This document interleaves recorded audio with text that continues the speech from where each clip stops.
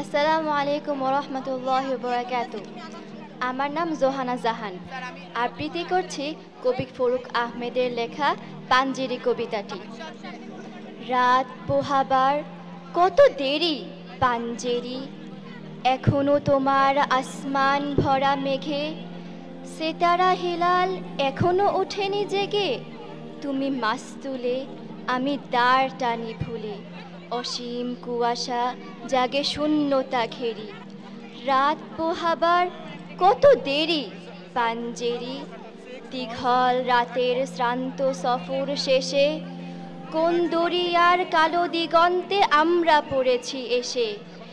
একই ঘনসিয়া জিন্দেগানির বাব তোলে মোরসিয়া ব্যথিত দিলের তুফান শ্রান্ত খাব।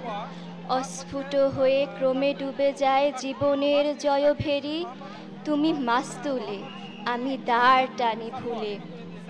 সম্মুখে শুধু অসীম কুয়াশা হেরি, রাত পোহাবার কত দেরি পাঞ্জেরি, বন্দরে বসে যাত্রীরা দিন গনে, বুঝি মৌসুমি হাওয়ায় মোদের জাহাজের ধ্বনি শোনে।